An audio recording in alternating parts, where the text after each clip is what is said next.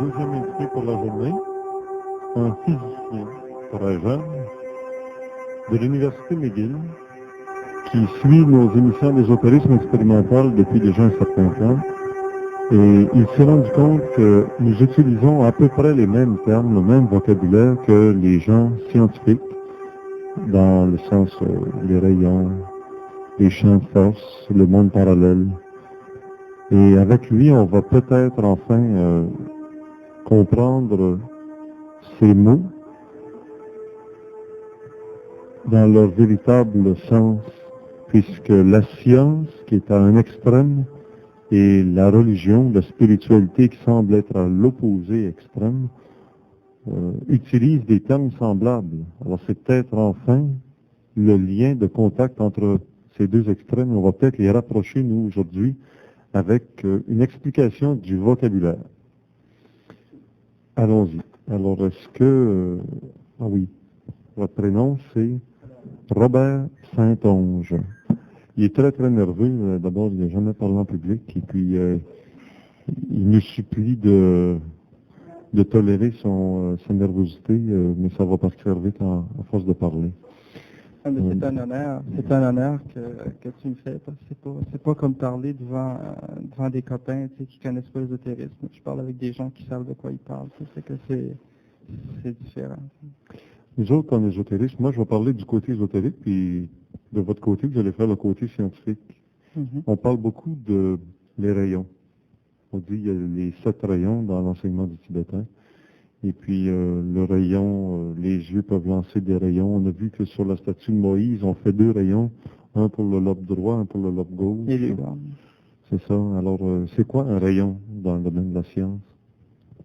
Un rayon, c'est tout ce qui est lumière est émis sous forme de rayon. Tout ce qui est électromagnétique est émis sous forme de rayon. Quand on parle des 7 rayons, c'est probablement les 7 couleurs correspondantes aux 7 corps. On parle des rayons émis par les yeux, ça, c'est encore une forme d'onde électromagnétique qui est émise. Parce que, vois-tu, la science, je ne veux pas commencer à critiquer déjà, là, mais la science a fait une erreur en divisant la gravité et l'électromagnétisme. C'est d'ailleurs la raison pourquoi ils ne comprennent pas la lumière, ils ne comprennent pas les photons, parce que justement, ils voient 2 choses là où il n'y en a rien qu'une. On va commencer avec la tête. Oui, parce que ça va vite déjà, là. On fait une confusion en mélangeant L'électromagnétique et la gravité. l'électromagnétisme et la gravité. Okay. Il y a 3, on vit dans un monde à 3 dimensions. Okay? Il n'y en a pas 4, 5, 6, 7, 9, 3. Chacune de ces 3 dimensions-là est, elle aussi, ternaire. C'est-à-dire qu'elle a 3 côtés. Vous avez l'espace qui a 3 dimensions, le temps qui a 3 dimensions, puis la troisième qui est l'ordre qui a 3 dimensions.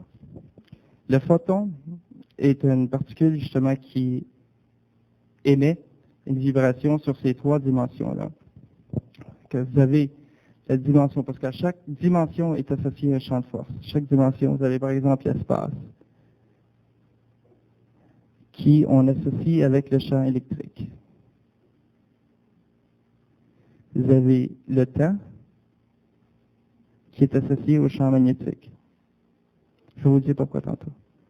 Puis vous avez l'ordre, en triangle, vous avez l'ordre qui est associé, des RE, qui est associé avec le champ gravitationnel. Bon, pourquoi?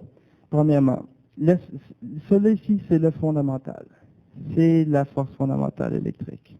Elle ne dépend pas du temps, elle ne dépend pas du corps, elle ne dépend que du champ électrique, de l'espace. C'est une espèce de contraction d'espace. Maintenant, lorsque vous avez une variation du champ électrique dans le temps, on apparaît un champ magnétique. C'est-à-dire qu'un champ magnétique ne peut pas apparaître tout seul comme ça. Il doit toujours être associé à une variation dans le temps du champ électrique. Par exemple, si on prend le magnétisme d'un atome ou d'un aimant permanent comme tantôt, là, ce qui se produit, c'est que chaque atome a un spin qu'on appelle ou une rotation. Et puis c'est la charge, qui tourne et qui produit ce champ magnétique-là. Je peux vous donner les équations, mais ça ne veut rien. Fait que vous avez un mouvement rotationnel d'une charge, ça produit un champ magnétique. Bon. L'espace variation dans le temps, champ magnétique. Maintenant, vous avez l'ordre avec la gravité. L'ordre, c'est ce qui est visible comme étant une espèce de symétrie. Si on regarde l'ordre dans l'espace, on voit la densité, la symétrie, ce qui est la coagulation. Et l'ordre dans le temps, on le voit comme étant une espèce comment on appelle ça, de stabilité. Stabilité temporelle. C'est-à-dire que l'ordre ne variera pas dans le temps, soit qu'il va prendre un degré. C'est ce qui d'ailleurs différencie la vie de la matière inerte. Là. C'est que l'ordre dans le temps, si on regarde, ici ça c'est l'ordre, ici c'est le temps, la matière inerte s'en va comme ça. Okay? Ça c'est la loi de l'entropie positive, qui dit que tout corps, le ciel lui-même, va se désorganiser. La vie fait le contraire. La vie part comme ça. C'est les deux pôles de l'esprit et la matière. La matière cherche à se désorganiser, l'esprit cherche à organiser. Et tu vois d'ailleurs le rapport entre l'ordre et la gravité, parce que la gravité, c'est ce qui organise les choses ensemble, c'est ce qui les colle ensemble. L'amour, l'ordre et la gravité, c'est tout uni ensemble. Maintenant, lorsqu'on parle d'onde, on parle de variation de une de ces ou de les trois dimensions. Une onde électromagnétique pure, c'est une variation du champ électrique et du champ magnétique. C'est-à-dire que vous avez, mettons ça c'est le champ électrique, mettons, je prends le papier. Mettons vous avez ici le temps, ici vous avez l'intensité du champ électrique. Bon, ça fait ça comme ça. Okay? C'est-à-dire que dans le temps, le champ électrique va augmenter, va tomber à 0, va diminuer à moins 5 ou moins 1, puis va remonter. En même temps que ça se produit, vous avez... C'est pour le courant alternatif ou bien non? C'est pour une onde électromagnétique. Pour une onde électromagnétique, Oui, elle va toujours faire plus 0, moins 0, plus 0, moins. Puis vous avez l'autre qui est la gravitation, qui est sur, pas la gravitation, mais la magnétique qui est sur l'autre axe, qui lui fait la même chose. Ok, c'est difficile à voir là, mais c'est sur deux plans là. Vous avez un plan comme ça, puis un plan comme ça. Puis vous avez une onde qui s'en va comme ça, puis l'autre qui s'en va comme ça. Ça, c'est l'onde électromagnétique. À 90 degrés, de perpendiculaire. Oui. OK. Les deux sont liés ensemble par la vitesse de la lumière. C'est-à-dire que E est égal à la vitesse de la lumière fois le champ magnétique. Vectoriellement tout le temps. Là. Encore une fois, on va revenir à la vitesse de la lumière. Ensuite, vous avez la lumière. OK? Mais nous autres, ça, là, ça n'existe pas vraiment. OK? C'est un beau modèle théorique, mais qui n'est jamais présent. Parce que, aussitôt que vous avez une variation dans le temps et dans l'espace de ces deux champs-là, vous avez l'apparition de la gravité. C'est-à-dire que vous allez avoir la troisième dimension, qu'on ne peut pas mettre sur ce tableau-là parce qu'il faudrait la rentrer comme ça, là. La troisième dimension de l'onde, qui est la dimension gravitationnelle. Autrement dit, si vous faites, mettons, on prend un photon, petit grain de lumière là, qui s'en vient comme ça. Puis vous faites une expérience d'interférométrie, une expérience qui permet de détecter la nature ondulatoire de la lumière électromagnétique. À ce moment-là, vous allez voir, ben oui, il y a vraiment une nature ondulatoire à la lumière. C'est-à-dire qu'il y a concentration ici, mais ce fait que la lumière s'est divisée en des petites machines, puis tu sais, ça c'est l'intensité ici. Tu vas avoir des anneaux comme ça, si tu mets une fente, là, tu vas avoir des anneaux comme ça qui vont se créer sur l'image. Okay? Comme si le photon s'était divisé en une multitude de petits mini-photons qui sont allés se placer à des endroits bien différents. Comme des vagues aussi sur l'eau. Mais c'est pour expliquer la vague. C'est ça, cette expérience-là, ça démontre la nature ondulatoire de la lumière. Maintenant, tu as la nature corpusculaire que Einstein a trouvée, qui dit que lorsque tu as un atome ici, puis tu as un électron sur une orbite ici, ça c'est le noyau ici, là. Tu as l'électron là, puis tu as une autre orbite ici, qui, elle, ne contient pas d'électron pour l'instant. Puis tu as un photon qui s'en vient, puis qui fait cet électron-là. Alors cet électron-là va jumper ici, va absorber l'énergie du photon, va sortir sur une orbite plus grande, puis après ça, il va réémettre sa lumière en redescendant sur une orbite normale. Il va redescendre au ground state qu'il appelle, puis là, il va réémettre un autre photon. Alors ça prouve qu'un photon, il est matière. S'il cogne un électron, c'est pas une vague qui va le cogner, c'est paf, ça le cogne, moi je te cogne en vert, tu sais. Pour qu'il bouge, il faut que tu aies quelque chose de matière. Donc, qu'est-ce qui arrive? Là? Le photon, il est-tu matériel ou bien s'il est ondulatoire? Ça, c'est une question qu'il n'y a pas un scientifique capable de répondre. D'accord. Moi, je vous dis que le photon est les deux. Parce que Il possède la dimension électrique, la dimension magnétique, et puis la dimension gravitationnelle. Ce qui fait que lorsqu'on fait une expérience pour savoir ce qui est électromagnétique, on dit, ben oui, il est électromagnétique. On mesure le plan électromagnétique, on détecte qu'il est bel et bien électromagnétique. Si on détecte savoir s'il est coagulé, ben oui, il y a la notion de gravitation, donc il est coagulé. Ben, qu'est-ce que c'est? Ben, c'est tout ça. C'est ça le photon. C'est pas plus compliqué que ça. Si maintenant le photon passe autour d'une étoile, bon, ben, vous allez avoir cette dimension-là qui va rentrer en ligne de compte, puis là, le photon va courber autour de l'étoile. S'il passe dans les environs d'un champ magnétique, électromagnétique intense, ben là, il va être distorsionné encore là. Il va changer de couleur, il va faire ci, il va faire ça. C'est ça qui est un onde. Une vibration, un rayon, c'est ça. C'est une variation dans le temps du champ électrique, magnétique et gravitationnel. Quelle est la nature du photon? La nature, C'est quoi? c'est la particule élémentaire de l'univers. C'est-à-dire la base avec laquelle l'univers a été construit. C'est la matière non coagulée. C'est-à-dire que la matière, c'est une gang de photons réunis ensemble qui forment la matière. Donc un électron, c'est un amalgame de photons. Oui, Puis un proton aussi. oui. Puis Souvent dans les protons, souvent les muons, les quarks, les mesons, il y en a plein de particules là. tout C'est ça, tout à base d'un photon, oui. Tout à Donc, base de photons. à la base de tout, c'est le photon. C'est la lumière, oui. C'est la lumière. Le photon, c'est un grain de lumière. Que la lumière soit. Et la Oui, lumière parce que fut. tu vois que ces trois champs-là, comme j'ai dit, sont associés aux trois dimensions de l'univers.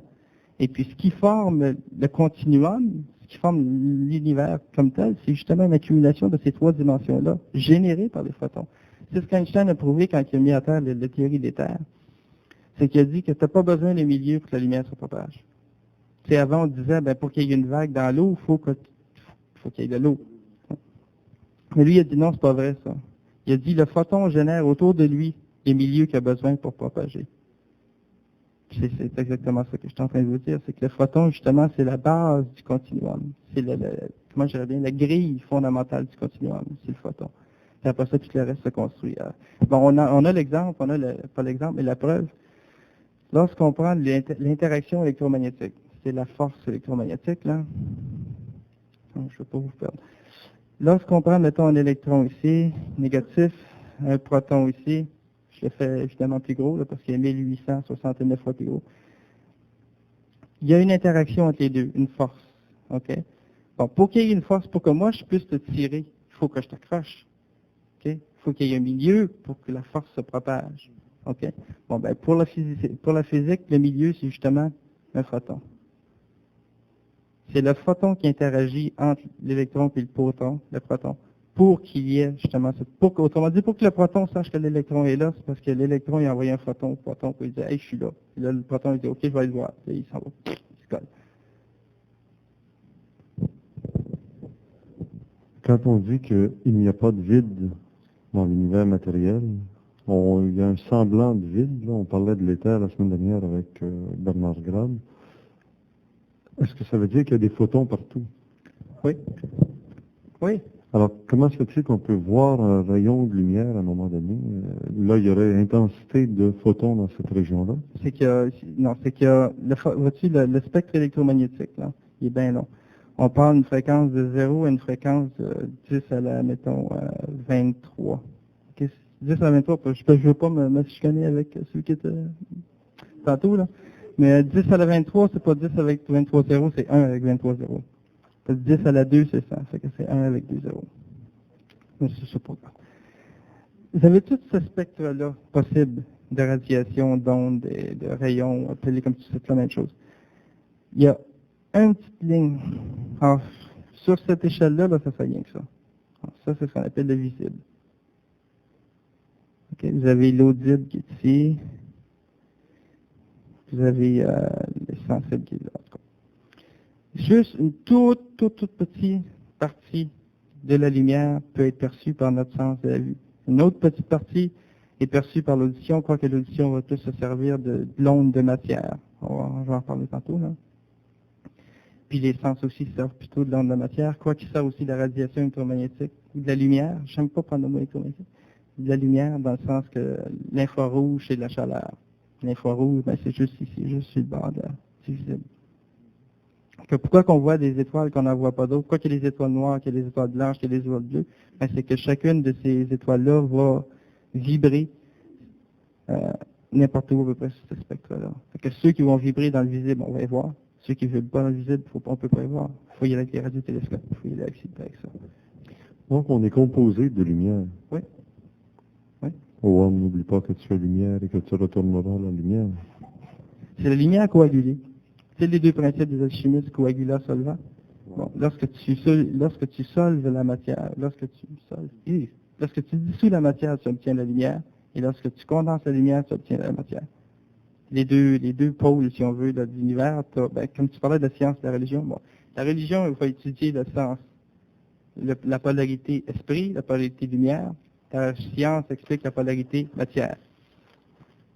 Remarque que la science peut faire des erreurs, tout comme la religion peut faire des erreurs. C'est rien que lorsque tu arrives à mettre les deux ensemble, que tu peux faire une relation et dire, bon, ben, vous autres, vous êtes dans l'erreur parce que ce bord-là, c'est comme ça, puis ça doit être comme ça sur le bord aussi. Tu sais. Mais ça, c'est pas demain la veille. Les deux triangles l'un dans l'autre de l'étoile de David, que présente Eshmaïm, le feu et la matière. Le feu et la matière, le feu et l'eau.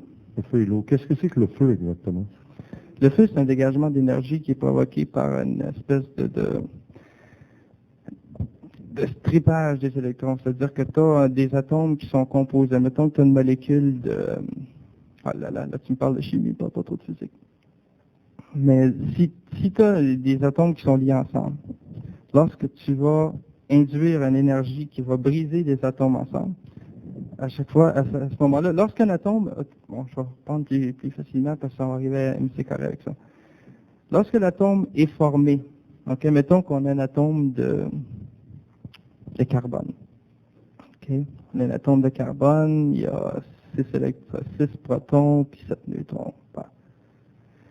Ça, cet atome-là, si vous prenez, non, tu sais, notre idée, nous autres, dirait que bon, ben, la somme des masses à l'intérieur donne la masse totale du corps. Okay? Donc, si on a 6 plus 7, on va avoir 6 fois le proton, plus 7 fois le neutron, va donner un carbone.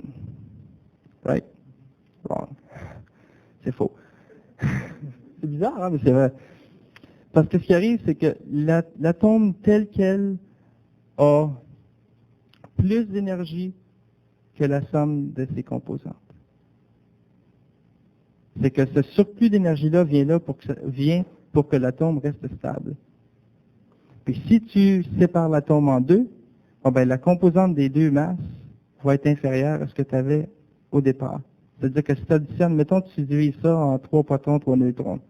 3 protons, 3 neutrons. C'est du beryllium, ça, je pense. Bon. Tu divises ça en deux parties. Ben, la somme des deux parties des masses M1 puis M2, sommation des M est différente que la masse originale. Puis c'est cette différence d'énergie-là, okay, la différence de masse, si tu veux, que tu vas multiplier par C carré pour te donner l'énergie qui est sortie de la matière. Et qui se manifeste en feu. Oui. En chaleur et en lumière. Oui, là c'est plus dans le sens des électrons, dans le sens que, là ici on parle d'énergie typiquement nucléaire, dans le noyau. Le feu, lui, c'est plus des liaisons qui sont faites avec les électrons, avec les autres atomes. Par exemple, la liaison covalente qui dit que tu as un électron ici qui va servir à la fois celui-là, puis à la fois cet autre atome ici. Bon, ben, tu as un champ de force tout autour là, qui réunit tout ça. Bon, lorsque tu sépares les deux atomes, le champ de force, il n'y a plus de place, qui est libéré sous forme d'onde, puis sous forme de chaleur. Oui. Alors, on dit souvent que dans le feu, on retrouve la lumière et la chaleur. Oui. Pouvez-vous nous expliquer la relation des deux qui est différente quand même? La lumière, c'est pas de la chaleur Oui. c'est pas de la lumière. Oui, la chaleur, c'est la lumière c'est la chaleur. Ben oui, si tout est des photons, finalement, tout revient toujours à C'est la simplement même la chose. fréquence que tu Tout parles. est un. Oui, oui. Vois-tu, la chaleur, c'est lorsque tu es dans l'infrarouge. OK? Puis le visible, ce qu'on appelle la lumière, ce qu'on appelle normalement la lumière, c'est le petit spectre électromagnétique qui est visible. Mais la lumière, la chaleur, c'est la même chose. Le visible est ici, puis l'infrarouge est là. Ça va dépendre, de la quantité de lumière et la quantité de chaleur qui va être dégagée par un feu va dépendre justement de ce champ de force-là qu'on a brisé. Tout est question de vibration. Oui. Dans le spectre, Oui. C'est c'est toutes les le taux vibrations. vibratoire qui change. Exactement. Qu'est-ce que c'est que des vibrations? Les vibrations, c'est compression, extension. Par exemple, on sait que la base de la vie est sur ce principe à 4 temps-là. compression, accumulation de charge, décharge, décompression. Tu peux voir ça dans la cellule, quand elle se multiplie, elle va se comprimer, elle va accumuler des charges, elle va aller chercher ses charges, puis elle va se décomprimer. On peut voir ça dans l'orgasme aussi. Je m'excuse de parler de ça, mais c'est toute la même chose. C'est le principe de base de la vie, ça. L'onde, c'est-à-dire la compression de la matière. Tu peux voir le son, c'est pareil. Le son, c'est que lorsqu'un son se propage dans l'air, parce qu'à un moment donné, l'air se comprime. En se comprimant, accumule des charges. Ces charges-là, parce qu'ils sont tous de même polarité, se repoussent. Donc, il y a libération des charges et par la suite, justement, expansion encore une fois. Compression, expansion, expansion. C'est le principe de base. C'est le même principe dans l'espace. C'est avec la lumière, c'est l'espace qui se contracte, l'espace qui se dilate, le temps qui se contracte, le temps qui se dilate. Lorsque l'espace se contracte, le temps se dilate. Le yin et le yang. Oui. Hein? Le positif. Ça va loin, hein? C'est quoi le positif et le négatif quand on dit toujours c'est positif ou c'est négatif? C'est ce qui va dans un sens, puis c'est ce qui va dans l'autre sens? C'est qu'il y a le biocentrique et l'égocentrique. Le positif émet à partir d'une source. OK? Puis le négatif, lui, absorbe. Ça, c'est tous des vecteurs. Si on ne parle pas en termes de vecteurs, on ne se comprendra pas. Il y en a un qui émet, l'autre qui reçoit. La matière est négative par rapport à l'esprit positif. Parce que l'esprit donne la vie, la matière la reçoit. La matière la catalyse ensuite. Il n'y a pas de bien et il n'y a pas de mal dans tout ça. Tout doit être tel c'est que une question d'époque, ça, le bien et le mal. C'est une question d'époque. Ça existe, le bien et le mal. Je veux dire, ce qui aide les autres est bien, ce qui les nuit est mal. Mais le bien et le mal n'est là que pour l'homme. C'est là pour que l'homme puisse justement se démerder avec ça. Et lorsqu'il aurait réussi intellectuellement à se démerder avec le bien et le mal, il sera prêt à prendre ce qu'il y a après. C'est des étapes comme, comment je dirais bien. Quand ton enfant est tout jeune, tu lui dis, bon, ben, c'est la cigogne qui t'a amené au monde. Tu sais. Quand il arrive à 7 ans, il se demande si la cigogne existe pour le vrai. Tu sais. Là, tu lui dis, ben non, c'est pas une cigogne. Et êtes-vous capable de nous expliquer, en ésotérisme, on dit souvent, il faut hausser ses vibrations pour réussir à entrer en relation avec les grands maîtres de la loge blanche universelle, où il faut baisser ses vibrations pour se calmer, méditer, être capable de retrouver son soi intérieur. Ouais. Là, on arrive avec une autre équation. Équation qui dit que l'énergie d'une onde est proportionnelle à une constante, on appelle la constante de Planck, fois la fréquence. OK? Parce que tu as les couches, comme un atome a un centre, puis après ça, un paquet de couches périphériques. OK? Puis plus tu montes dans tes couches, puis plus l'énergie est élevée. D'accord? À ce moment-là, si toi, tu pars d'ici, qui est l'humain, admettons que l'humain est au centre, mais admettons que l'humain soit au centre, puis le ciel serait ici. Mais pour être capable d'aller au ciel, il va falloir que tu montes tes vibrations, parce que c'est en montant ta vibration, tu vas monter ton énergie, puis en montant ton énergie, tu vas changer d'orbite. Là, tu viens d'utiliser le mot fréquence en haut, puis c'est synonyme de vibration. Oui, c'est la même fréquence. chose. Ouais. Tu as deux mots qui sont inverses l'une à l'autre. C'est-à-dire que tu as encore une équation qui dit que la longueur d'onde fois la fréquence est égale à la vitesse de la lumière. Quand tu parles de taux vibratoire, tu vas parler de fréquence. Quand tu vas parler de vibration, tu parles encore de fréquence. Tu peux aussi parler de longueur d'onde, qui se trouve être l'intervalle entre deux ondes. Par exemple, Einstein, puis c'est ça qu'on n'a rien compris dans la vitesse de la lumière. Hein. On a dit que la vitesse de la lumière est constante, que ça veut dire. Ça, il faut que je vous dise ça. Alors, vous allez rire. Admettons qu'on prend un train, OK, qui s'en va sur une track à 150 $. OK, puis moi, je suis en avant du train, puis il y en a un autre qui est en arrière du train. Puis moi, je décide de tirer une balle. OK? Je tire pas une balle de fusil, mais une balle de baseball. Je tire une balle de baseball sur le train. Moi, je suis en avant du train, sur ma track. Quelle vitesse la balle va arriver sur le train? Plus la vitesse du train. Puis si le gars est en arrière, c'est le contraire. C'est la vitesse du train moins la vitesse que j'ai lancée. D'accord? La lumière, c'est pas ça. C'est ça qui est craquant là-dedans. C'est que la lumière que tu lances de n'importe où, que tu ailles à n'importe quelle vitesse, elle va toujours t'arriver dessus à la vitesse de la lumière. C'est-à-dire que si moi, mon train s'en va à 0.9 fois la vitesse de la lumière, je sais que c'est vite, puis il m'arrive un photon en avant et un photon en arrière, je vais les avoir arrivés à la même vitesse de la lumière, par rapport à moi, dans le train. Ça fait bizarre, ça. Hein? Ça fait pas de sens, mais c'est la relativité. Oui, mais est-ce que ça, c'est prouvé par des chiffres Oh oui, c'est prouvé sur par des papier? expériences, c'est prouvé par des Et chiffres. par des Oh oui, expériences. oui, l'expérience de Nicholson Morley qui était assez probante là-dessus. D'ailleurs, il voulait se servir de... Nicholson voulait se servir de son expérience pour prouver qu'il y avait un éther, puis que le photon se déplaçait plus vite dans une direction que dans l'autre direction, puis ils ont mis des tables tournantes excessivement haute vitesse pour mesurer la vitesse de la lumière dans une direction, puis dans l'autre direction, puis ils sont arrivés à dire, ben excusez-moi, mais j'ai pas pu débattre votre théorie.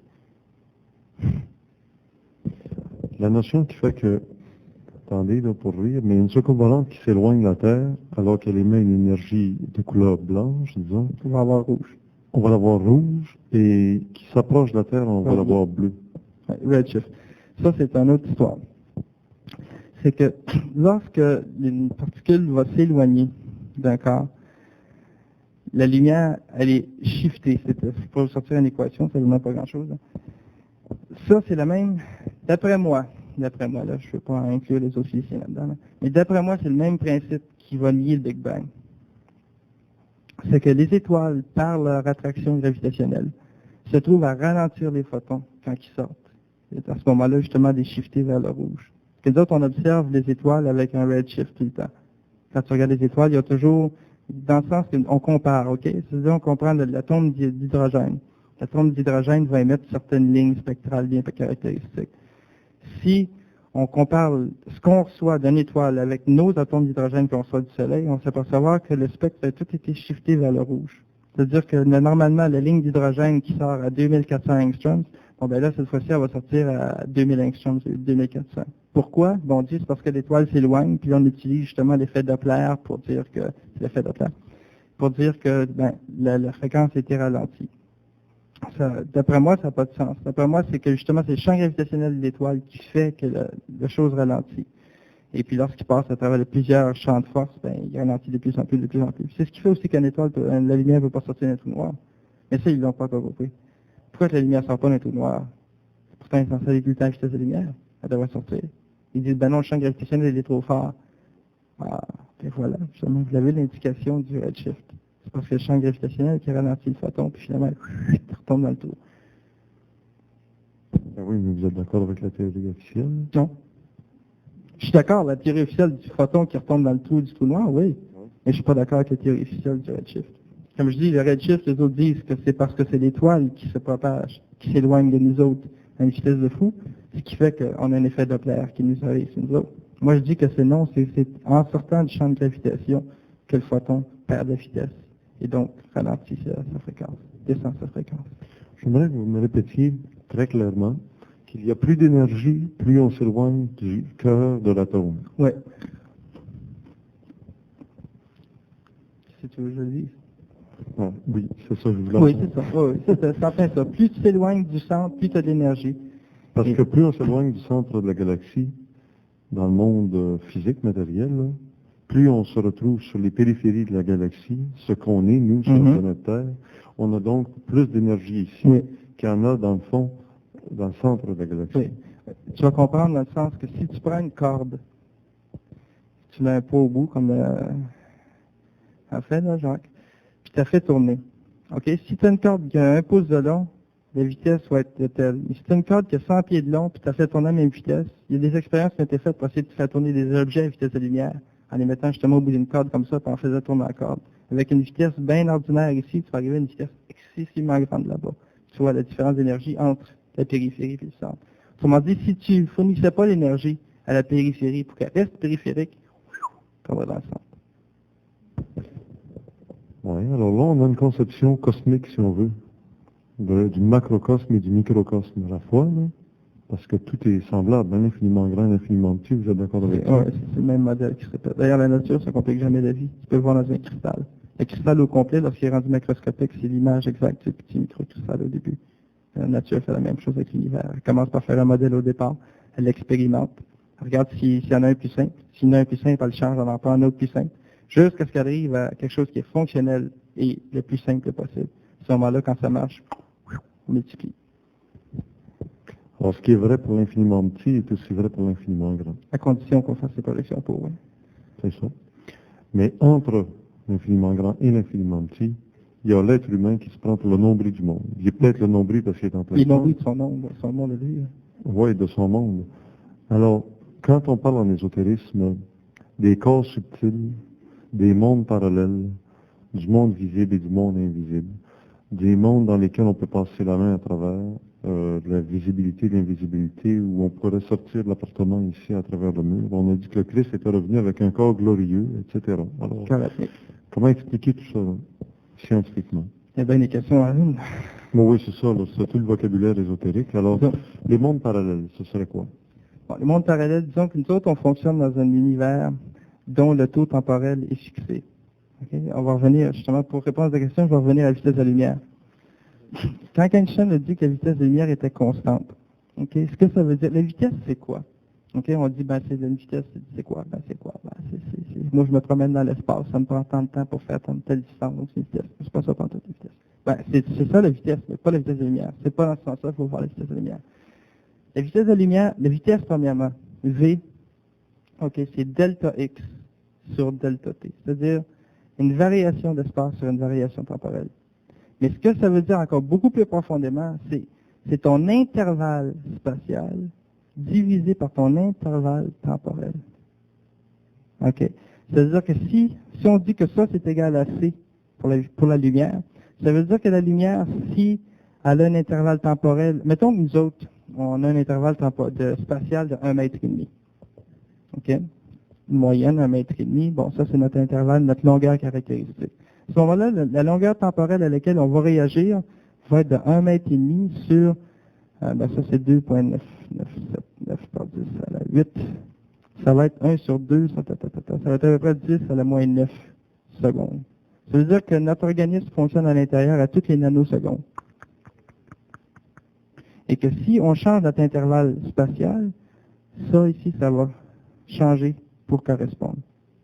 Ça, c'est la base de toute la relativité là, qui dit que les jumeaux qui s'en vont dans l'orbite, là, ils reviennent plus jeunes que ceux qui restent à la Terre. C'est tout ça.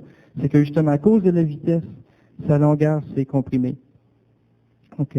À cause de la vitesse, plus tu avances vite, la transformation de Lorentz, ça, c'est que gamma est égal à 1 sur racine carrée de 1 moins V carré sur C carré. C, c'est la vitesse de la lumière. V, c'est la vitesse. Bon.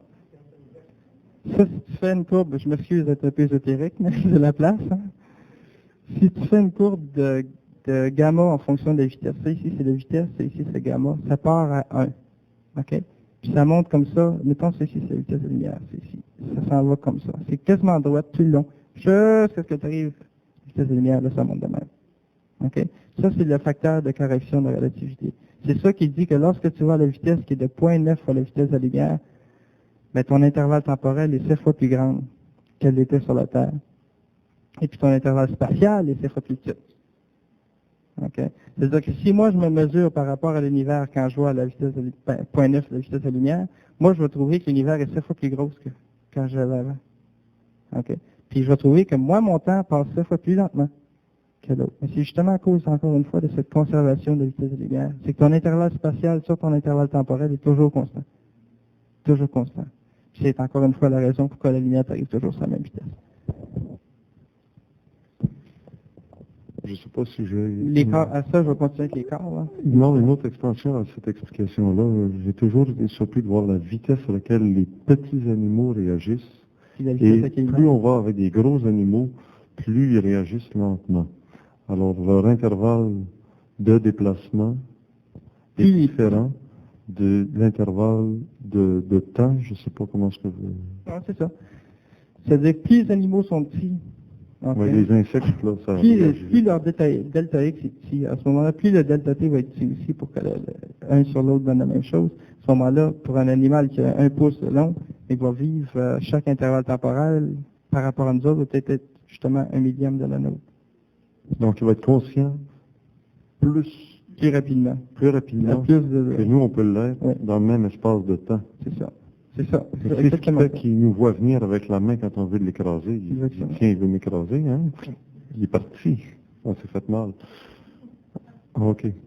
Et encore, il y a des exceptions là-dedans, parce que là, on parle de l'espace, du temps, on n'a pas parlé d'ordre. Puis l'ordre, ça peut tout changer, ça. Oui, parce que c'est vrai, ça, il y en a 3, là. Depuis le début, l'espace, le temps, l'ordre, vous le placez comment dans cette théorie-là? Ah, mon Dieu, il est dur à placer. Il est dur à placer. Disons que l'ordre influence à la fois l'espace, à la fois le temps. Là, on est en train d'essayer de trouver une équation caractéristique là, qui, justement, te dirait, bon, ben, si tu veux exister dans l'univers, il faut que tu obéisses à cette équation-là, qui va réunir l'ordre, l'espace et le temps. À date, on a une équation qui réunit l'espace et le temps, que j'ai mis là, qui vient de la relativité. Évidemment, les scientifiques sont même pas au courant de l'ordre existe. Fait que, pour l'instant, on n'a pas d'équation qui nous donne tout ça. Je travaille dessus, je suis pas rendu proche de la trouver, parce que c'est tout réinventé, c'est pas drôle. Mais disons que l'ordre va agir sur l'espace. C'est-à-dire que plus tu as d'ordre et plus ton espace, ton intervalle spatial va être petit. Ça se comprend dans le sens que si tu regardes l'ordre qu'il y a dans un cristal pur, parfait, est énorme, mais pourtant le cristal ne prend pas de place. Mais pour un morceau de sable, qui n'a pas d'ordre pantoute, il faut prendre beaucoup plus de place. Fait que l'ordre va agir sur l'intervalle spatial. Et par conséquent, va agir sur le temps aussi. Est-ce qu'on pourrait dire que ce serait une nouvelle direction dans laquelle la science pourrait s'orienter, essayer de découvrir les lois qui incluent l'ordre dans tous leurs calculs? Oui. Oui, parce que l'ordre est relié énormément avec l'entropie, je parlais tantôt. Il est relié à la densité. Il est relié à la masse. C'est l'équation fondamentale de MC carré. Le M là-dedans, là, c'est un facteur qui n'est pas directement l'ordre, mais qui est associé avec l'ordre. C'est-à-dire que plus l'ordre augmente, plus ta masse va augmenter pour le même volume. C'est drôle parce qu'on parle en ésotérisme, Dieu en trois personnes. Tu as le Père qui crée l'ordre. C'est là que je suis venu chercher ça. C'est l'ésotérisme que j'ai dérivé ces principes-là. Je suis pas parti de la science. Ça, c'est original de toi, ça? C'est original de moi. Je peux pas inclure aucun physicien. Ben, pas dans ce qu'il s'agit de l'ordre, en tout cas. Parce que La j'ai parlé question de la relativité, trinité, c'est connu. la triunité, dans le fond, au départ, ça vient de toi, ça. Oui. Bon, alors, c'est pour ça qu'on l'a comme invité aujourd'hui aussi, parce que ça explique bien des choses qu'on ne trouve pas ailleurs. Donc, dans le Père, qui serait celui qui crée l'ordre de choses dans l'univers. Après ça, tu as l'Esprit, qui est... Ça serait difficile, tu sais, les trois piliers de L'esprit et le l'antéphérostique, là. Ouais. Le vouloir, le pouvoir et c'était le Keter. T'as Bina, puis Akma. Bon, t'as la sagesse, l'intelligence, puis la volonté. Bon. Sagesse, intelligence, la volonté. Parce que la sagesse est innée, l'intelligence se développe et la volonté est toujours là. Je ne sais pas comment tu peux faire. Avec la Trinité des chrétiens, ils ont tellement mélangé ça qu'il n'y a plus rien à comprendre là-dedans. C'est mieux de repartir à la base avec la Kabbale, puis là tu vas dériver le reste. Parce que la Trinité chrétienne, c'est le Père, le Fils et le Saint-Esprit. Oui, mais ça revient à la même chose. Là, tu as le Père. La sagesse, c'est laquelle? Celle-là. Bon, ben ça, c'est le Fils. C'est le Fils. Puis l'intelligence, L'Esprit. c'est l'Esprit. L'Esprit d'intelligence. À la fin des temps, il doit nous envoyer l'Esprit. Il n'y aura pas de fin des temps, dans le fond. Tout est cyclique, tout revient, tout se transforme. Ouais. Rien ne se perd et rien ne se crée. Ça reste toujours, ça? Toujours. Toujours. C'est d'ailleurs, s'il y avait quelque chose qui s'était perdu, on n'existerait plus. Maintenant, on dit... Si l'univers n'était pas ordonné, on n'existerait plus. Et ça fait des milliards et des milliards d'années qu'il existe. Tu sais, les physiciens, ça m'embête énormément de leur part. C'est qu'ils sont donc forts ces probabilités. Tu fais de la mécanique quantique, tu fais des probabilités. Alors, je vais vous donner un exemple, c'est charrié, là, mais c'est vraiment, c'est pur et c'est vrai ce que je vous dis là. Savez-vous pourquoi que moi je suis ici, que toi tu es ici, puis que les autres sont ici? La réponse d'un physicien, c'est parce que la probabilité que tu sois ailleurs est plus faible que celle que tu sois ici. Ça c'est vrai, hein, je vous jure, c'est vrai ce que je vous dis là. Ça, c'est la mécanique quantique, la branche la plus avancée de physique qu'on a. Probabilité. Les physiciens parlent de probabilité. Quand tu arrives avec la théorie des gaz, la thermodynamique, tout ça, encore une fois, tu tombes dans la probabilité. Mon vieux, je vous dis, si l'univers fonctionnait par probabilité, il est fort probable qu'on ne soit plus là. Alors, si on en revient maintenant dans le domaine de l'ésotérisme versus la science, on parle des corps subtils de l'être humain. Dans presque toutes les écoles ésotériques qui se croient très originales, ils vont dire on a un corps physique, un corps mental, un corps émotionnel, le corps astral, le corps de lumière, etc. Physique, éthérique, astral, mental, causal, bouddhique et atmique, 7 corps. Ça c'est physique, ça c'est physique. Donc le corps de gloire de Jésus était physique, c'est corps atmique. Ça, c'est électrique. Ça, c'est électrique. Ça, c'est magnétique. Ça, c'est magnétique. Ça, c'est lumière. Ça, c'est physique. Ça, c'est physique. Ça, c'est lumière. Donc, les corps subtils, là, c'est des corps qui sont typiquement des champs de force. Ça, c'est un champ de force matérialisé. Le corps atmique, c'est un champ de force. Mais peut-être que si je mettais tous les mots, ça aiderait plus, hein, les lettres. Ça. Oui, c'est ça. Là. Bon. D'accord, on va mettre une belle page blanche. Une belle page blanche. C'est là l'ADN. Ça m'impressionne. Bon, on part en bas. On part avec le corps physique. OK. Le corps éthérique, qui se trouve être le corps, le moule, si on veut. OK, sur lequel le corps physique est parti. Quand tu pars en astral, tu pars avec ton corps éthérique, tu pars pas avec ton corps astral. Ensuite, tu as le corps astral, qui est le corps des émotions. Ensuite, tu as le corps intermédiaire, le corps mental. Je me suis dit à gauche, c'est parce que... Ensuite, OK, corps causal, le corps bouddhique. C'est un peu plus dur pour nous autres de définir ce que ces trois corps-là font, parce que nous autres, on est déjà pognés là-dedans, fait qu'essayer de comprendre ce qui est au-dessus, c'est un peu plus dur. C'est rare de trouver un gars qui est 2 pieds sur la terre, qui a fait des études assez avancées dans un domaine aussi matériel que la physique, puis qui se retrouve avec des termes qu'on a dans le domaine de l'ésotérisme, et très rares sont ceux qui naviguent dans l'ésotérisme et qui sont allés voir le côté scientifique. Comme aussi, très rares, les scientifiques sont allés voir le monde de l'ésotérisme. Merci. Alors, bravo. Ben, moi, je veux dire, hein, quand j'étais à McGill, là, les profs me voyaient arriver puis ils fermaient les portes. Ils ne voulaient pas me voir. J'ai posé des questions trop embêtantes. Là, ça allait prétentieux, je ne veux pas avoir l'air prétentieux, là. Mais quand j'allais voir, par exemple, on parle de l'électron qui nous dit, bon, ben, il n'y a pas de volume, mais il y a une masse. Il n'y a pas de volume, mais il y a une masse. Je lève ma main, je dis, monsieur, vous êtes en train de parler d'un trou noir? Vous êtes en train de nous dire que le photon, l'électron, c'est le trou noir. Il dit, toi, petit cul, ta gueule. Alors, je l'ai fermé, ma gueule, je l'ai passé mes cours. Bon, on revient à ça. Le corps éthérique, il est électrostatique. OK? Électrostatique. Le corps astral, il est magnétique. Et je dis ça de connaissance de cause parce que j'ai bâti une petite machine qui permet de détecter le corps éthérique. C'est typiquement électrostatique. Le corps physique, lui, il y a les trois. Le corps mental a les trois, mais non coagulés. C'est-à-dire que le mental et le physique, c'est la même chose. C'est qu'un est coagulé, l'autre ne l'est pas. Puis l'atmique aussi, c'est la même chose. Tu sais, tu as le reflet. Comme ça. Le reflet de ce qui est en haut et le reflet de ce qui est en bas. C'est la même composition, mais sur un taux vibratoire différent. C'est-à-dire que le corps magnétique astral, le corps causal va être magnétique comme l'astral, mais le causal va être sur une fréquence plus élevée que l'astral. Le bouddhique pareil, l'atmique pareil. C'est-à-dire que le corps physique atmique va nous apparaître souvent comme lumière. En réalité, il est physique, mais il vibre tellement à haute fréquence qu'il ionise tout ce qui se trouve dans notre atmosphère qu'on le fait lumière. C'est vraiment simple.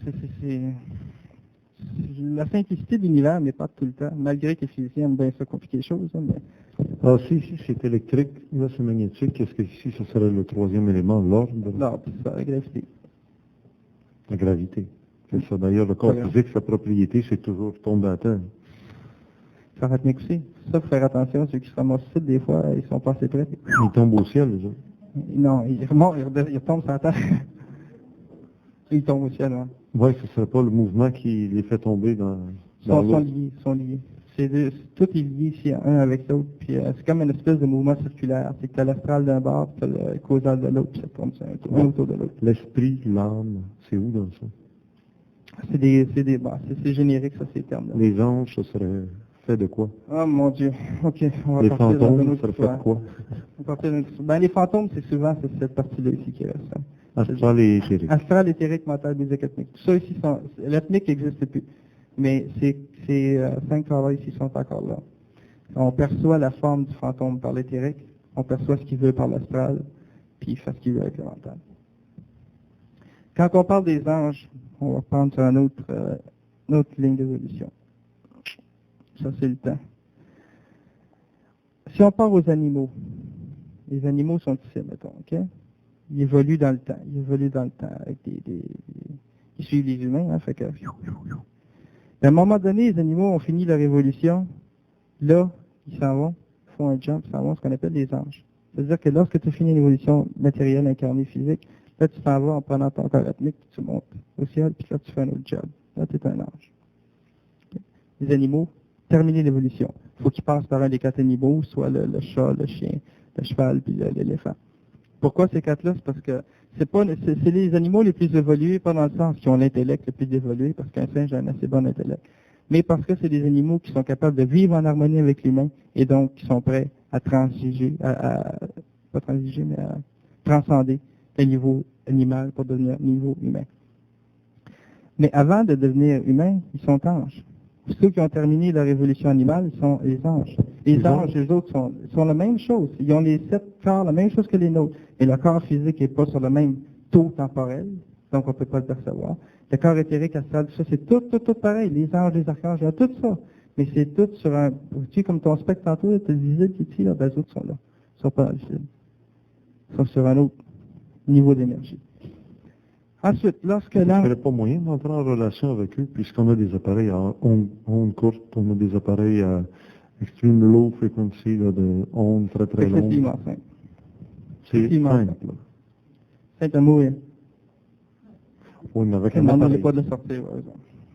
Je tiens à rester... Ah, simple à mourir, tu dis. ouais. Ah, c'est... Fabriquer un c'est appareil niaiseux. pour entendre ou rentrer en relation avec les Des autres. fantômes, avec ce que tu veux, c'est niaiseux. Bon, on va se cotiser ici après-midi, là.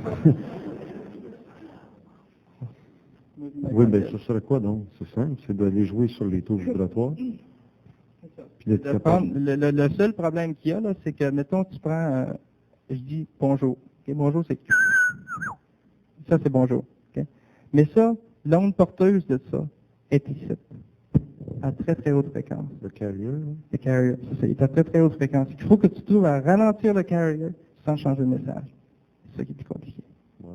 Parce que le message est toujours bien important par rapport au carrier. Il faut que ton message soit bien modulé sur ton carrier pour que tu puisses avoir une décade qui est comme il faut au bout. Si tu ralentis ton carrier, tu risques de perdre ton... Est-ce qu'il n'y aurait pas un carrier universel? Une onde porteuse universelle? La voix du Père se fit entendre. C'est possible. Au début était le Verbe et le Verbe était... Tu sais? C'est fort possible. Donc, je ne sais pas... Bon, il va revenir à mon ange. Hein. Lorsque l'animal a évolué, il est devenu un ange, bon, là, il y a pour la première fois de sa vie, parce que, pour son évolution, il y a le choix. Il y a le choix de soit poursuivre son évolution, ok, c'est-à-dire descendre dans la matière, parce que pour qu'il y ait évolution, il faut qu'il y ait matière. Tu peux évoluer dans l'esprit, tu peux évoluer dans le corps subtil, tu peux évoluer, mais tu ne pourras jamais obtenir ton diplôme tant que tu n'auras pas mis en expérience tes connaissances. C'est-à-dire qu'un esprit désincarné, c'est pour ça que je me méfie énormément des messages qui viennent des esprits. Parce que la valeur du message de l'esprit n'est pas plus valable lorsqu'il est esprit qu'il était quand il était matière. Parce que si tu prends l'esprit va avoir le même tour d'horizon qu'il avait quand il était sur la Terre. Donc, si c'était borné, puis après ça, il va parler des lois de l'univers, ben oublie ça. T'sais, il essaie de t'en raconter des belles.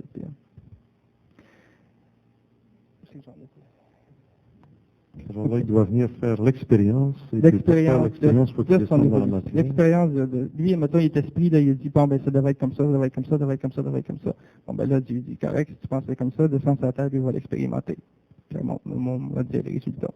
Je parle bien simplement, là, mais c'est à peu près ça qui se passe. Bon, l'ange redescend sur la terre. Ça, c'est la chute des anges. On a appris dans le paradis, là. On n'a jamais expliqué, mais là, c'est ça.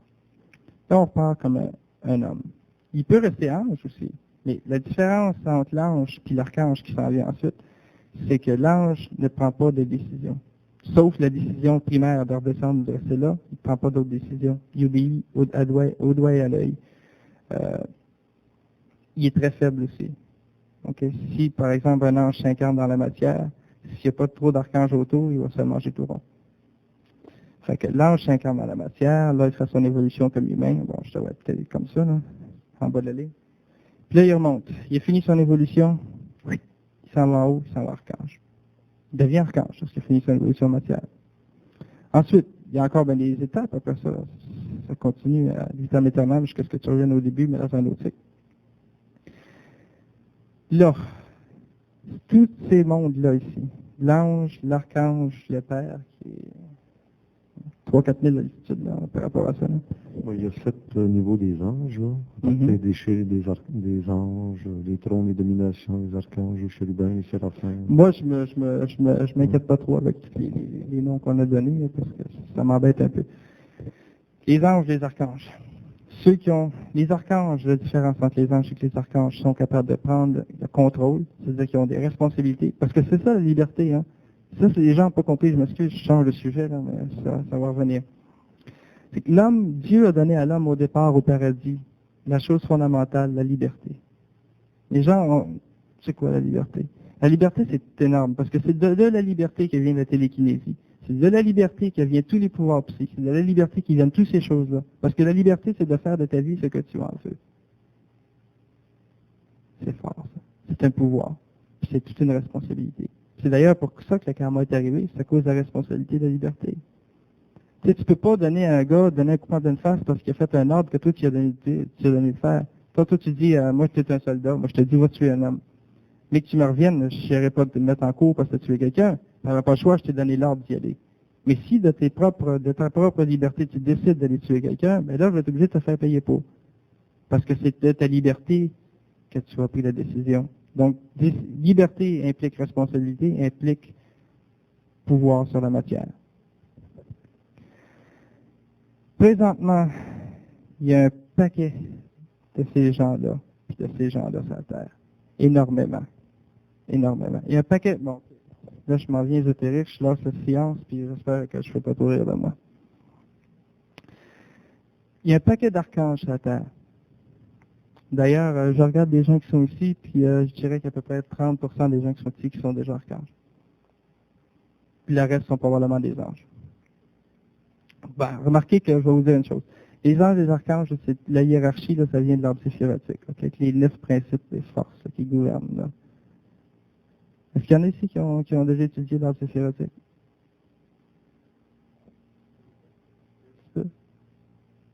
Les autres, c'est totalement... Tu peux. Moi, on en a fait un petit peu. Bon, ça marche. Je n'irai pas voir bien. Là-dedans, tu as les 9 dominations. La terre est ici, dans le royaume. Puis tu as le père, ou pas le père, mais le représentant du père, parce que le père est peut-être 1 milliard d'arbres en haut de ça. Là. Ça, c'est chacune de ces boules-là, de ces sphères-là, a une qualité en particulier. Les archanges sont au contrôle. Écoute donc, Oui. j'ai le goût de t'arrêter parce qu'aujourd'hui, j'aimerais mieux, étant donné qu'on a un autre invité qui doit passer après toi, te demander de revenir dimanche prochain juste sur des notions ésotériques. Aujourd'hui, j'aime mieux là, qu'on ait des réponses à nos questions scientifiques. OK? D'accord. Puis on rétablira d'autres Change de page. Non, pas tout de suite. Parce que j'aimerais savoir, moi, comment l'éthérique, ça se mesure. Tu dis, il y a un appareil qui existe là pour mesurer le corps éthérique. Un appareil que j'ai bâti pour mesurer ça. J'ai pensé l'amener aujourd'hui, mais j'ai dit, oh, que je vais faire avec des bebelles la même. Ben, c'est la journée, il a des bebelles, là. Ouais, j'ai bien vu ça. Non, mais le corps éthérique, ça se mesure électriquement. Oui, c'est un corps électrostatique. Est-ce que ça ressemble un peu à ce qu'on appelle là, la photokérlie? C'est exactement la photokérlie. Bon, est-ce que ça nous permet effectivement de voir l'état de santé de quelqu'un avant que sa santé se détériore dans le plan physique? On peut le détecter sur le plan éthérique? Mais oui. Est-ce qu'on peut le corriger avant qu'il tombe sur le plan physique malade? Non. Pour que tu peux guérir le moule, ok? Tu peux guérir l'éthérique, c'est le moule, ok? C'est la matrice, si on veut. Donc on peut l'affecter avec l'électricité. Oui. Les fils électriques qui sont dans nos maisons, ça affecte notre corps éthérique. Et donc... astral aussi, parce que nous autres, on parle toujours de courant alternatif. Hein? Quand je te dis qu'il y a un changement de variation du champ électrique dans le temps, tu as un champ magnétique qui est arrivé. Donc, tu as les deux corps ici qui sont tout le temps influencés par tous les fils électriques qu'on a dans la maison. Mais tu peux guérir, tu peux, disons, rétablir le corps physique en harmonie avec l'éthérique. C'est ce que l'acupuncture fait. Tu vas voir, regarde. L'acupuncture, c'est quoi? C'est de prendre des points puis de mettre des petites aiguilles. Mais pas n'importe quelle sorte de petites aiguilles de métal. Pourquoi le métal? Parce que le métal ne peut pas supporter de différence de potentiel entre ces deux bornes. Ça veut dire que tu te mets au même potentiel électrique sur un bar que tu as sur l'autre. Que tu te mets ça dans ton corps éthérique. Le corps éthérique a un champ, son champ électrostatique. Transmets ça au corps physique. Puis là, tu rétablis l'équilibre entre le corps physique et le corps éthérique. Typiquement électromagnétique, typiquement électrostatique. Et les points d'acupuncture sur le corps physique correspondraient à quoi? Correspondent justement à des nœuds d'énergie. Je veux dire, si tu as un fil qui passe comme ça, un fil qui passe pas comme ça, puis un fil qui passe comme ça, ben, tu vas avoir un nœud ici. Avec les nerfs, c'est la même chose. C'est des fils électriques, ça d'ailleurs. Ça, c'est pas moi qui le dis, ça. C'est la biologie. C'est ça. Donc, on voit comment on pourrait maintenir la santé Mais du attention, corps physique. attention. Tu peux jamais dire l'acupuncture tout seul, ça marche. Parce que même si tu guéris le moule, si tu guéris pas le physique lui-même, c'est-à-dire que si tu prends pas une autre alimentation, une autre respiration, un autre mode même dans le mental, ça va interagir, parce que le mental, il y a tout, il y a l'électrique, il y a le magnétique, qui lui aussi peut agir sur ces deux-là. Il faut que tu fasses un traitement global. C'est-à-dire qu'il faut que la personne, tu vas, ok, guérir le moule. Mais si tu fais pas rien pour ton physique, le moule va se recasser. Parce que c'est beaucoup moins solide que le physique. Le physique, c'est lui qui est solide dans la matière. C'est lui qui a la force, c'est pas l'éthérique. L'éthérique, tu peux le changer, mais si tu fais pas attention pour reprendre une alimentation puis faire en sorte que ton physique ne se débalance plus, il va redébalancer encore l'éthérique. Et le corps astral, quand on dit faire un voyage astral, ça veut dire partir magnétiquement, là, on quitte la Terre, ou on quitte sa chambre, et puis on s'en va. Bon, tu prends ton corps éthérique, premièrement. OK, mais ça, l'éthérique et l'astral sont bien difficiles à dissocier un l'autre. Ensemble, ben, c'est comme nous autres, hein, quand on parle d'électricité, c'est bien du misère à parler d'électricité sans parler de magnétisme. C'est toujours tellement lié un avec l'autre. C'est-à-dire qu'aussitôt que aussitôt que ton corps éthérique, c'est tout, avoir une petite variation dans le temps de son intensité, tout de suite, tu as une influence astrale qui embarque. Fait que si tu n'amènes pas ton corps astral quand tu vas avoir un éthérique, tu n'as pas aucune émotion. Fait que tu amènes l'astral et l'éthérique. On dit c'est du voyage astral. Pourquoi? Ça, je me suis posé la question longtemps. Pourquoi que le monde appelle ça du voyage astral? Qu'est-ce que ça a à faire avec l'astral, finalement? C'est juste que les gens, astral vient du mot strella, qui veut dire des étoiles, qui veut dire quelque chose de étoilé ou quand t'es flyé, t'es dans les étoiles. Bon, ça a un peu la même connotation. Le voyage astral, c'est ces deux corps-là, et puis évidemment le mental qui agit par projection. C'est que ton mental reste avec toi, mais c'est une projection de ton mental qui suit les deux corps inférieurs. Okay? C'est-à-dire que c'est lié par encore une fois le fil d'argent, le fil d'Ariane. Là. Bon, c'est ton mental qui n'est pas directement déplacé. Ton mental reste dans ton corps physique. Il est endormi, c'est le mental qui est projeté, qui est avec, c'est toujours la dualité des deux pôles. Là. C'est une partie qui est projetée avec ton corps astral. Donc, pour les gens qui sont plus terre à terre, là, bon, ça c'est l'astral, ça c'est le physique. Si tu veux mettre bien deux points de note, physique, l'astral puis le mental. On divise souvent dans l'Église le corps, l'âme et l'esprit. Oui, je suis donc content que tu me l'amènes ça. Parce que justement, c'est une passée chez Dr. Grab, là. Il a parlé, puis il a parlé de l'œuf. Bon, vous allez comprendre le corps, l'esprit et l'âme. Prenez un œuf. OK? Ça possède trois parties. Vous avez la coquille, qui est le corps. Vous avez le centre, qui est l'esprit. Puis vous avez le blanc, qui est l'âme. Encore une fois, le corps, l'âme et l'esprit, ça se trouve être un pôle, l'autre pôle, puis le champ de force entre les deux. Le corps protège l'esprit, et puis l'esprit communique au corps par l'âme. C'est-à-dire que tu as un lien entre ton esprit et ton corps. Là, tu sais, quand tu vois des fous qui sont vraiment partis, là, ben, c'est justement qu'ils ont coupé ce lien-là entre leur corps et leur esprit. C'est qu'ils n'ont plus aucun contact entre l'esprit et le corps. À ce moment-là, le corps fait ce qu'il veut, puis l'esprit a beau dire, ben moi je voudrais pas faire ça, mais c'est fait pareil. Parce que tu as coupé le lien ici. Tu as coupé, autrement dit, tu as vidé tout le blanc qu'il y a, que l'esprit n'a plus aucune protection. Pour ceux qui donnent une pichenote, ça coupe. La forme de l'œuf, non pas seulement dans sa forme géométrique de stabilité et de force, c'est la forme la plus forte. Ça, hein. Tu prends un œuf comme ça, passer de la cassante tes deux mains, tu seras jamais capable. Sûrement déjà fait l'expérience. Et vous avez fait ça? Oui, hein? C'est pas un œuf.